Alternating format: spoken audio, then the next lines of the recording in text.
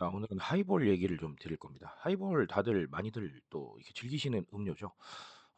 하이볼 열풍이 불 때도 그랬고, 또 그리고 편의점에 뒤에 가면 말씀드리겠지만 우리 RTD 하이볼들이 쫙 깔리기 시작한 이 상황에서도 하이볼은 굉장히 좀 인기가 좋은 음료 중에 하나죠.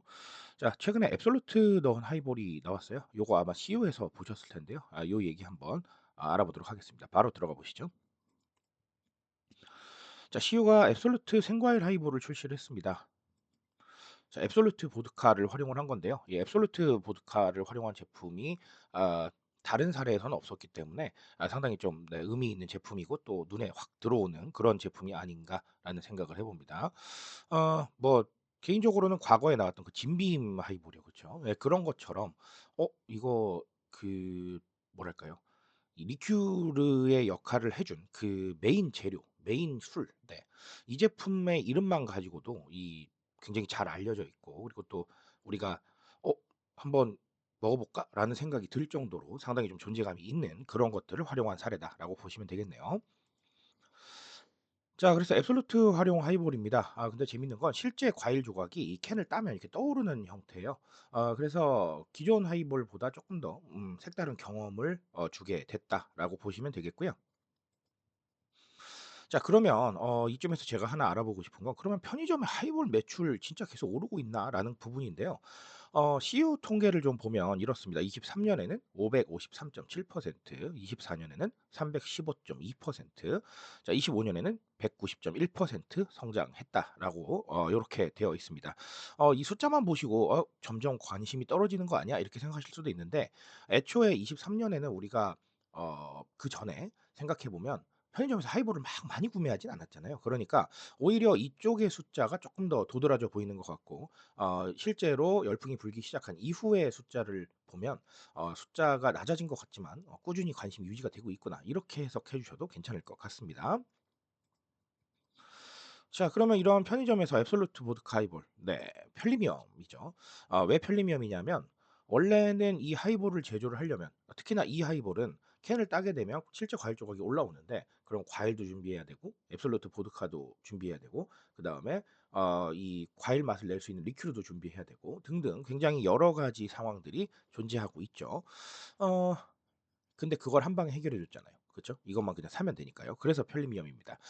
그래서 우리가 이런 제품을 일명 RTD라고 얘기합니다. Ready to Drink라는 단어인데, 응용이 바로 가능한 형태로 나오는 음료를 RTD라고 얘기를 합니다. 보통은 이렇게 하이볼 쪽에서 많이 사용이 됐는데, 요즘은 커피 제품에도 RTD라고 얘기를 해요. 왜냐하면 라떼 같은 제품들은 원래 만들었어야 되는데 바로 응용 가능하게 나오잖아요. 그래서 이걸 RTD라고 얘기를 하는데, 이 RTD 제품들은 거의 대부분 편리미엄에 해당을 합니다. 내가 원래 제조를 했어야 되는데 그 제조를 안 하고 바로 마실 수 있게 해 주는 거니까요. 결국은 뭐 물론 맛이 좋아야 되겠지만요. 그쵸? 그럼에도 불구하고 과정들을 줄여 줄 수 있는 제품들에 대한 관심은 여전히 뜨거운 것 같고, 그리고 또 하이볼 자체도 사람들이 많이 찾게 된 게, 어딘가에 가셔서, 그러니까 주점에 가셔서 드시는 게 아니라 이렇게 편하게 그냥 드실 수가 있으니까 접근성이 좋아져서 흐름이 바뀐 것도 한몫을 했거든요. 그래서 편리미엄은 그런 의미다라고 생각해 주시면 되겠습니다. 자, 그리고 앱솔루트 보드카로 만든 하이볼 근거리 소비 얘기도 좀 짤막하게 드리고 싶어요. 이거 어디서 사죠? 편의점에서 삽니다. 편의점은 우리 근처에 존재하는 가장 가까운 유통 채널 중에 하나죠. 사실 우리가 팬데믹을 겪으면서 가까운 소통 채널, 가까운 유통 채널 어디 있지 찾아보니까 편의점이 걸리면서 편의점이 굉장히 크게 성장한 부분이 있는데, 모두가 오해하고 계시는 게 있어요. 이 근거리 소비는 그냥 가까이서 사는 게 아닙니다. 가까이에서 내가 원하는 걸 사는 겁니다. 자, 예를 들면 편의점에 가셔서 내가 하이볼에 관심이 하나졌어요. 근데 하이볼이 딱 한 종밖에 없어요. 그러면 처음에는 그걸 살 수가 있는데 그게 입맛에 안 맞아요. 그럼 근거리에서 살까요?